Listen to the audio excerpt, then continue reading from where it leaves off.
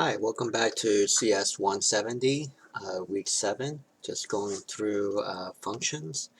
I believe we're going to probably break this up into a couple of lectures. So the first part, I'll just kind of talk through what are functions. Let me make this screen bigger here. Um, we'll go through that, and then we'll go through some examples. And some of you probably already remember seeing functions. If you remember js.do, if I do js.do, it will come up and you have an example function. So you probably, if you don't remember it, but you probably have seen it. So you can see here, this is a function declaration here. Okay, so that kind of came out of the box if you've been playing around with js.do. But we're going to go through a little bit more, and we'll actually implement some in some future videos. For this video, I'm just going to kind of talk it through, and then let's take it from there. But before I begin, let's establish what we can do for extra credit for this week. I know you just got done with exam 1, so it's a little bit early to be thinking about exam 2. But really, the bulk of exam 2 is really going to be about JavaScript, right? You just did the algorithms with the flowchart and the pseudocode, and then the other bit's going to be with JavaScript. And similar to exam 1 in terms of being open book, I think the best way to go about approaching it is having those examples. So I think for the extra credit for this week, I'd like to have all of you go through the JavaScripts that we've done up to date and basically just have on the editor, in my case I've been using js.do, the various examples that we've done. And you can adapt them to whatever examples you want, right? You can, do something like a restaurant order, or you can do something like, the car service and whatever. It's up to you. But show that, and then show right next to it what the output looks like when you run that code. Okay, if you can do that, I think you've built up a pretty good library of things that you'll be able to leverage when you do your exam 2. Okay, so if you can do that for JavaScript, that would be good. So, declare the different types of variables, right? For the most part, we've basically been dealing with strings and numbers, but you can also play around with using a Boolean. Remember, a Boolean is a true-false type of variable. And in my last lecture, I kind of injected a little bit of a conditional. So see if you can do something with that, right? If you can't do it, don't worry about it. I'll cover it a little bit later. But you can do something where I declare a variable, it's either true or false, and then you do your conditional check and say if so-and-so variable is true, do something. Else, if that variable is equal to false, do something else, okay? So do all of those different types of examples with the picture or screenshot of what it looks like towards the right. And it's extra credit from my standpoint, but it benefits you because it really does prepare you for the exam 2 that will be coming up. Okay. And maybe one last thing, you remember in our debugging lecture or video, we mentioned there was 3 types of errors. So there was the syntax, there's the logic, and runtime error. Okay, so if you can pull that through, I think they spend a little bit of time in the textbook to explain those 3 in detail. So if you can take a look at that, tell me what those 3 things are, those 3 errors, and what the examples of them would be. Right, so talk about that, then I think that'll be good for extra credit for this week. Okay, anyway, let's get into functions. So you can think of a function, it's basically JavaScript code, but it's kind of set up so that you put into a place and I can refer to it from anywhere else. So in your small programs, it doesn't matter so much, but as you get larger, you don't want to have a big giant block of code. Where it makes sense, you want to break things up into smaller functions that could be called in multiple places. Okay, so in this example, they're doing pizza making as 3 functions, right? You have the dough that you want to make, and the sauce you want to make, and then you make the pizza with that. Okay, and so when you look at my code, um, you'll see something that says, "Oh, make the dough, make the sauce, and make the pizza," and then the individual steps that make up this, like make the dough or make the sauce or make the pizza, will be in a block and it'll be separated somewhere else. So then what you look at in your main block of code is fairly simple, right? You only see a couple of lines to say make the dough, make the sauce, and make the pizza. Okay, so it helps to organize the code a little bit.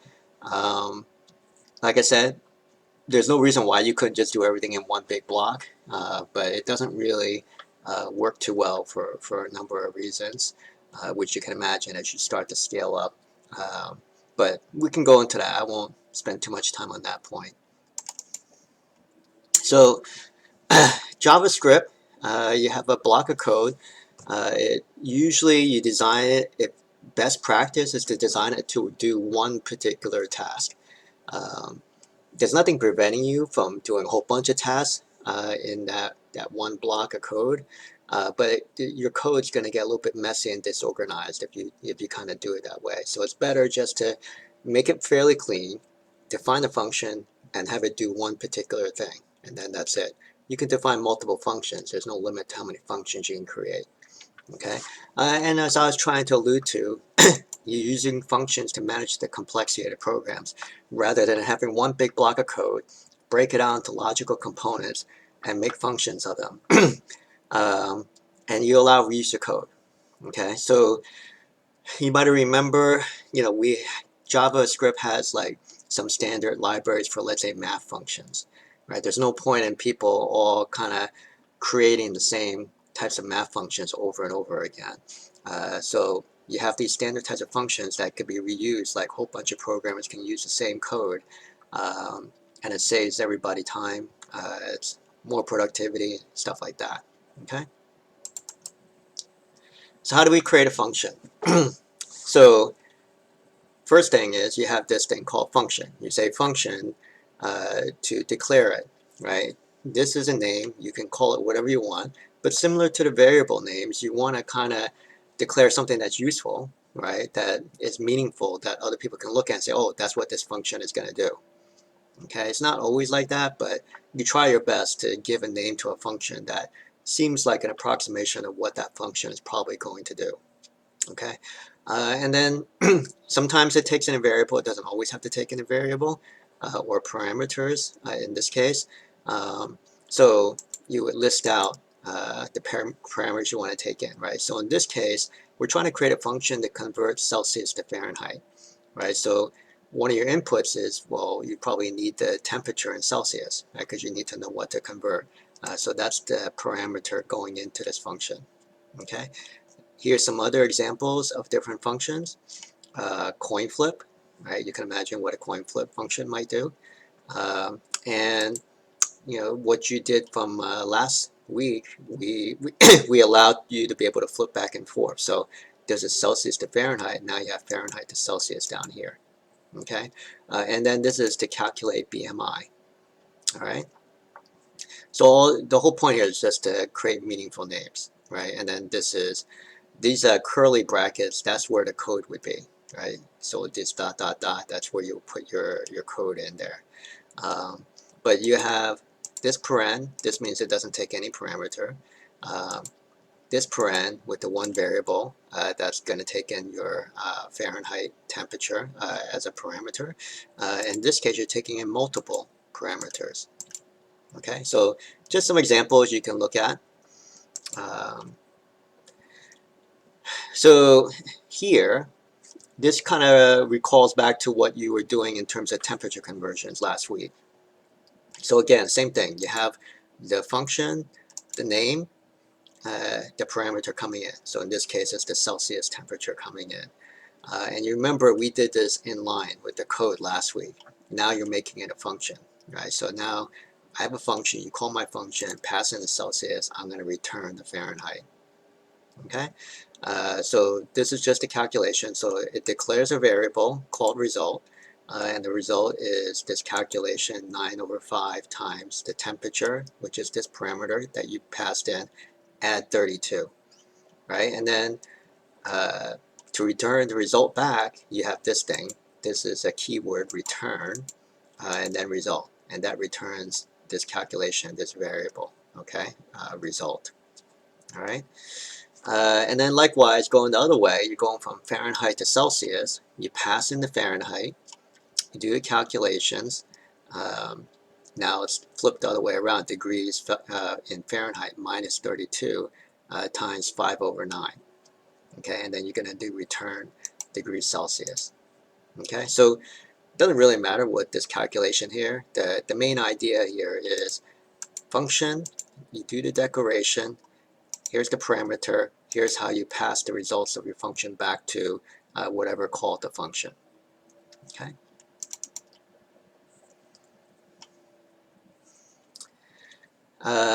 So, you know, I think I alluded to the parameters pretty much the same as variables.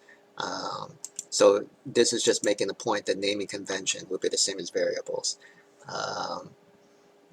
And yeah, that reminds me, when you're preparing for your exam, definitely when you look at the naming conventions for the variables, you want to make sure you pay attention to that. That's definitely going to be something that we'll be covering in the exam. Okay. Yeah, and like it says here, they act like normal variables, because you can see back in this example here, this is what we did, right? So it took in the variable, and then you had it here, and you did the calculation. So they act like variables, okay? So this just highlights the difference here of what is this parameter versus a normal variable. Okay, so this is kind of it's scoping, right? That's a little bit maybe advanced or a little bit above what this class normally would focus on, but I can't think of a better way to call it except to call it scoping, right? So all that means is that what is the useful life of this variable, okay? So we declare this parameter as a variable, like it's used within the function, okay? So here the point they're saying is the variable with the same name can be used in different functions. It's not exactly the same variable, okay? It's the same name within that function, but it's not the same thing. So you can't really assign a value. Let's say I have this value here, temp in C, and then I go somewhere else outside this function and I refer to this. I'm not going to be able to do it. It doesn't know about this variable, or this parameter I should say. Okay, so that's what this is saying. So I declare the parameter, it's used by that function, and then that's it. Once you leave that function, you don't know about it. So another function can use exactly the same parameter name within it, and it's going to be talking about something different. Okay, so for your purpose, what I would call the scope or usage of this variable is or parameter is within this function. Don't look to try to look at that parameter or variable outside of that function. Okay, I know I kind of spent a long time just talking about that, but that's basically all that means. As I mentioned before, these curly cues, curly brackets, that's where you put in your code. And yeah, whatever we were doing for the JavaScript statements to do your programs before, like the on click and whatnot, that's exactly what you're going to be doing within here. The only thing you have to add on at the end, as I mentioned before, to return the result is this return here. Okay, so as it says here, you get the result back to the calling statement. So return an expression. Right, it could be a hard-coded number, or it could be the results of a calculation like we calculated before. Okay, and note this, right? Return result. Right, you calculate this result from here, and then you return it. Okay, I mean, this is just making it more explicit, but I could have just as easily done return and then just have this right here. Okay, I don't have to have this result and then return a result like this. But it makes it a little bit clearer, I guess. So this is fine too.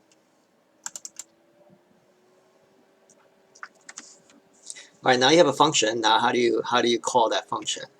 Um, so this is just telling you have the function name, you have the arguments, and then you're going to pass a copy of the data into the parameters. Okay, so in this case, this is that old convert Celsius to Fahrenheit function, and you're passing in 38, right? That's your Celsius temperature that you want to pass in. This is known as the argument. Okay, so you declare this function. This would be the parameter. When you call the function and you pass something into it, that's the argument. Okay, so if that's not clear, just let me know, but I hope that's pretty clear. Okay.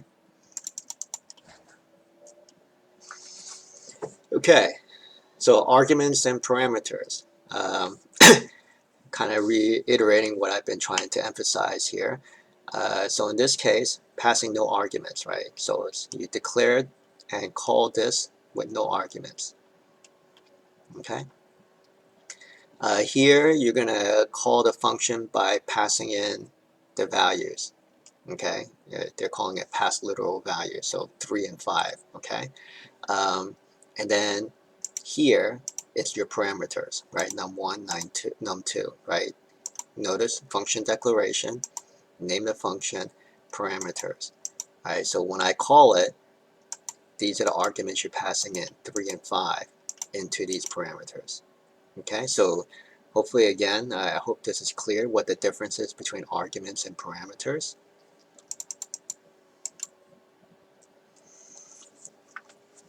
All right, this is re-emphasizing that point. Parameters are the values of the function that the function will use to compute, and then you're going to pass on the calling statement is the arguments. Okay, so parameters similar and yeah, so there's no var needed to declare that variable, right? Just by declaring that function, and then you set those parameters, it'll know about those. You don't have to do like a var equals whatever that parameter is. Okay, so in this case, you have, and it's also mentioning the parameters are separated by comma, so you see a comma here. So basically what they're saying here is like you have hours of work, rate of pay. I don't have to do like a var hours worked in here. Right? The only thing I declared was this pay. So I hope that's also clear. You just set up these parameters and you use them as a variable in here. That's it. You don't have to declare again. Okay, so that's the whole thing that they're trying to say here. Here we go, arguments again. All right, so now you have convert, right? Then you have the outside temperature, and then you're gonna have this function declaration. Pass it in. Here's the parameter. This is passing in multiple values into these parameters here, and yeah, kind of hammering home the same message again. And then you have these functions. Kind of almost lines up with the flow chart. You remember you guys have been working on the flow chart, so you can have the flow of control for the program and move it to a function. Okay, so you have something like this. It's the decimal 0, and then pass it out, and you can call a function to print the final value, let's say. All right. So in some ways, you can almost create like a one-for-one mapping of like all these different modules or diamonds, decisions, whatever, to be a function that you would call. Okay, so you can almost map the whole flow chart to your functions. Okay.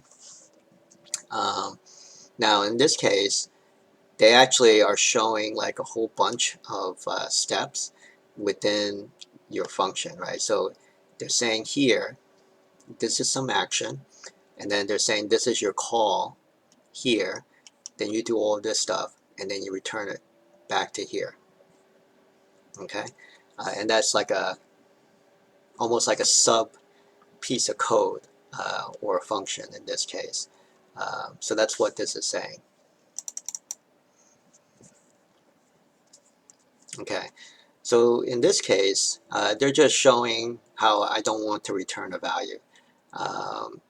So instead of returning a value and having the main program take that in, it does something like this, right? It does the alert BMI.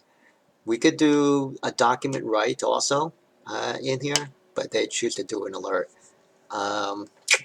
You could debate one way or the other whether you should do it this way. To me, it kind of takes away from the point that was said earlier, where you only want the function to really do one thing. So if you tell me the function is to calculate the BMI, just do the BMI, don't do anything else. If I want to print it, I want to use it for another calculation, or I want to save it, that should be my business. So as part of me as the calling program, I would prefer if you declare this function to only calculate the BMI and don't do this alert, right? I want it to return the BMI to me and let me do whatever I want to do with it.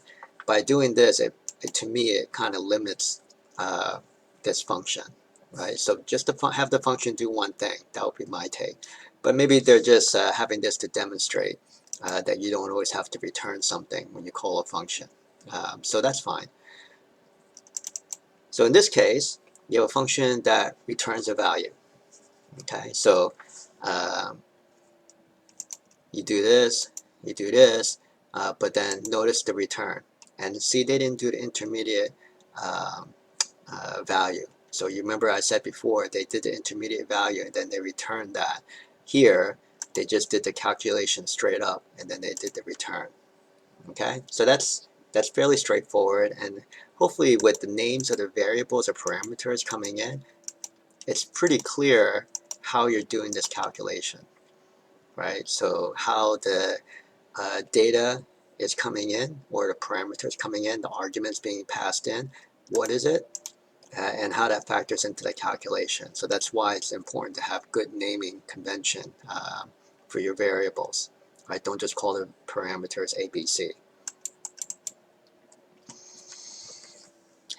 Okay, so just a couple of quick points here. Yeah, you only declare a function once. Yeah, and the point about the declaration is different from its call. I think we went over that quite a bit in this video, so hopefully it's very clear the difference between a declaration and a call when you have a function. Okay, and functions can be called more than once. It could be called many times, it could be called a couple of times. That's one of the benefits of having a function. And it can be placed anywhere in the JavaScript, so that's fine. You can stick it anywhere. I tend to organize the functions together in one place. Again, it's similar to the variables. I can stick the variables anywhere also, but I like to group them all together so I can see all my functions in one place, but that's just a personal preference. And like I alluded to before, JavaScript has its own variables. You guys have already used this one, right? ToFixed, right? So we use that to round to 2 decimal places. We did I forgot, did we do the math.random? I thought we did the math.random, right? But some of these are pretty useful. You have the toString. So you play around with these. These are a couple of different things that you get to leverage out of the box. And yeah, people don't want to implement this over and over again. So that's why we have these type of things. You saw the alert that was used before. So any of these, you can play around with it. Okay.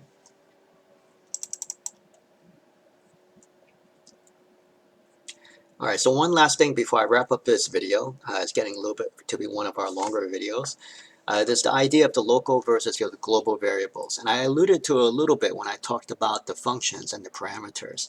So remember, I said those variables that are in the function, it's only local to that variable, to that function, I should say. So it's not available anywhere else outside of that function. So a global variable can be accessed anywhere, right? So it's kind of, you think about it, I declare it at the top, and it can be accessed anywhere, okay? So this is repeating what I just said. So local variable, created and used only within the function. The global variable is created in the main program. So the main program is what's called in the function, okay? You could have a function calling another function, but that's probably above this class. So I'll say, like, don't worry too much about that. The idea is, at the highest level, if you think about this like a hierarchy, you have the main program, and then it calls a program. If that happens to call another program, okay, so be it. But you have a variable, variable, and variable. So wherever you declare that variable, all the stuff that's underneath it can see it, but not the other way around. So if I have a variable down here that I call or I create, it doesn't necessarily float back outside so that other things can see it. So that's what we mean about these local variables. Okay. So you have something like this, calc function ABC. Okay, and you have var xy, and then you have all of these calculations here, and you return xy. Okay, so on your own, you might want to try to figure out what does that mean. So remember what I said. Whatever you do in here, that's only local to the function. Okay, and then you have this that's created in the main program. Okay, so if you go from here to here, what are these values here? Okay, remember what we said, everything here is local. It doesn't matter, right? So I'll give you a hint, right? So you can see x equals to 1 here, right? So that's what the value is. The fact that I declare the x within this function here, and I can make it whatever, once I come back out of this function back to here, it doesn't matter, right? It doesn't exist anymore. So it's really x equals to 1. So I should put a 1 here. Oops. Oops, not visible for whatever reason. But anyway, you get my point.